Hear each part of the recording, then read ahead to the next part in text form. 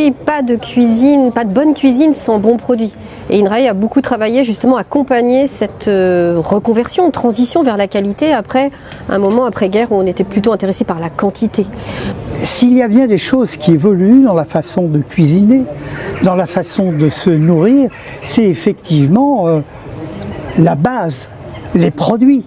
Et Dieu sait si à l'INRAE, on recherche et même on trouve, on suit ces évolutions des produits qui en font des mets qui évoluent aussi. Parlez-nous un petit peu de cette évolution des produits. Oui, pas de cuisine, pas de bonne cuisine sans bons produits. Et INRAE a beaucoup travaillé justement à accompagner cette reconversion, transition vers la qualité après un moment après-guerre où on était plutôt intéressé par la quantité. On va vers la qualité, mais aujourd'hui la qualité elle a plusieurs dimensions. C'est en effet bien sûr le goût, bien sûr la fraîcheur, bien sûr, mais aussi cette idée que la qualité des produits elle contribue à inverser la tendance au déclin de la biodiversité cultivée, c'est-à-dire à valoriser des espèces, des races locales, oubliées, qui pourraient disparaître. Sinon, la cuisine est un formidable outil pour permettre une revalorisation de ces produits. Et puis la qualité, c'est bien sûr derrière ça de l'environnement, des conditions respectueuses de l'environnement et bien sûr une valorisation économique des producteurs, des agriculteurs, dont on sait qu'ils font beaucoup d'efforts tous les jours pour nous nourrir bien, bon et durablement.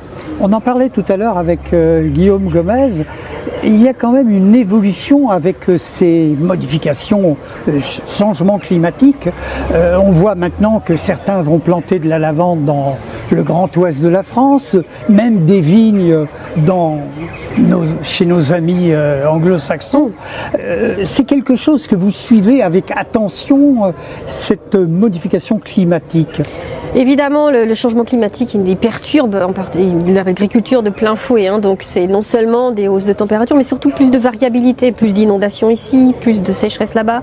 Donc on est obligé non seulement de s'adapter en cherchant des variétés plus économes en eau, par exemple. On fait ça sur les grandes cultures, évidemment, mais aussi d'essayer de limiter les impacts, les effets sur le changement climatique. Donc ça veut dire aussi plus d'écologie, moins d'émissions de gaz à effet de serre en réduisant les transports, en optimisant les transports de marchandises, en relocalisant la production. Donc c'est en effet à la fois adaptation, mais aussi beaucoup d'innovation pour essayer de réduire tous ces impacts que notre agriculture, notre alimentation a sur l'environnement.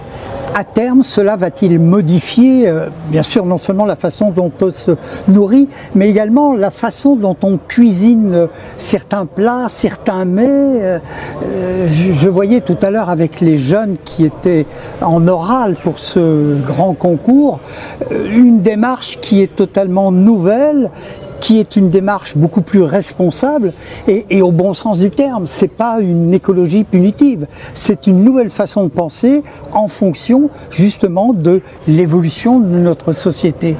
Oui, bien sûr. En fait, il faut maintenant, non plus forcer la nature, mais faire avec cette nature qui évolue, dont on fait partie, et essayer justement d'en tirer le mieux, en tirer parti. Donc c'est les chefs, les cuisiniers, mais qu'ils soient dans la restauration commerciale ou la restauration collective, donc ont beaucoup à faire pour montrer, pour s'adapter à cette agriculture qui se transforme. Nos paysages vont se transformer.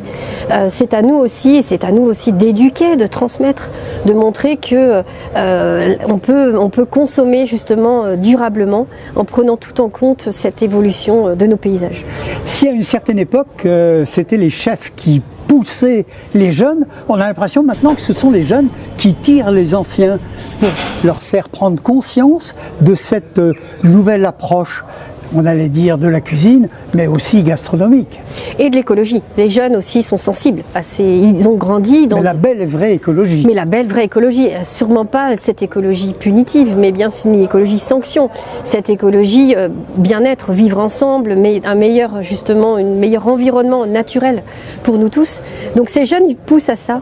On dit souvent que les jeunes ne cuisinent pas, mais en fait, il y a aussi cette tendance-là. Il y a une tendance, il y a des jeunes qui ont envie à la fois d'écologie, à la fois de se nourrir mieux, des sensibilités pour qu'on puisse partager aussi les produits locaux.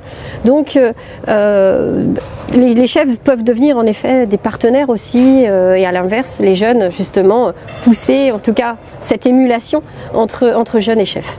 Pour rebondir sur ce que vous dites, un petit bémol de ma part, on a des jeunes effectivement qui réfléchissent, qui envisagent, qui cherchent à aller de l'avant et vivre avec leur 21e siècle, mais on a aussi ceux que l'on voit dans les, j'ose pas dire, les fast-food ou la nourriture rapide, en fait, qui mangent pour se nourrir sans rechercher plus loin. Est-ce que, sans faire de politique politicienne, ça serait pas non plus à, entre guillemets, et non pas en capital, mais en italique, à l'éducation nationale, d'essayer d'envisager une approche justement sincère et naturelle? Tout à fait, remettre du bon sens dans l'alimentation dès le plus jeune âge, hein, donc à l'école primaire. C'est pour ça que des écoles installent de manière intéressante des jardins potagers dans les cours d'école, pour apprendre aux enfants que d'où viennent les carottes, comment ça pousse, et c'est tout simple. Et préparer une carotte, on l'épluche, et c'est pas si compliqué justement de cuisiner des bons produits. Et puis il faut aussi faire évoluer la restauration rapide. La restauration commerciale, bien sûr, les chefs étoilés donc sont des modèles et ils poussent à ça. Mais aussi travailler avec la restauration rapide pour qu'elle puisse aussi s'approvisionner mieux, tout en on peut essayer justement de toucher, il faut toucher toutes les cuisines pour tous les goûts. De toute façon, un chef étoilé, comment travaille-t-il? Avec des bons produits, bien sourcés, si possible aux environs de chez lui, d'une part, une belle cuisson, on dirait pour un poisson nacré et cuit à cœur, et puis un assaisonnement juste et parfait. C'est ça la cuisine. C'est pas forcément du cinéma, c'est surtout pas du paprika ou je ne sais quoi au bord de l'assiette. Ce sont des produits avec des goûts, des mâches et des assaisonnements différents. Sublimer les produits, mais aussi finalement le chef devient aussi l'ambassadeur, le transmetteur de son histoire. Une histoire forte, une histoire qui contribue à maintenir l'agriculture. Hein. Je rappelle, beaucoup d'agriculteurs sont en difficulté économique, ils ont besoin de nous, et même certains justement arrêtent avant l'âge de la retraite tellement c'est difficile. Eh bien, on peut justement à travers notre acte de manger les soutenir et sublimer leurs produits pour valoriser tous les efforts qu'ils font pour l'écologie, pour la nature et pour notre bien-être. Madame la directrice, merci. On comprend bien que tout ce dont nous venons de parler est une préoccupation quotidienne de l'INRAE, qui est basée à Montpellier, rappelons-le. Vous êtes à Lyon, capitale mondiale de la gastronomie. Je vais vous demander le mot de la fin que je vais écrire FAIM, avec mes excuses pour l'orthographe. Vous auriez envie de quoi à cet instant? Soit une parole, soit une pensée, soit un mais. Lyon, capitale de la gastronomie, et en effet je suis aussi fière que INRAE puisse être partenaire de ce concours à travers notre projet européen qui vise à valoriser les légumineuses, les céréales mineures, donc cette biodiversité qu'on oublierait et qui fait aussi la joie de nos assiettes. Merci. C'est moi qui vous remercie et je vous souhaite un bel appétit, puis surtout la valorisation de ce beau concours. Merci à vous. Merci.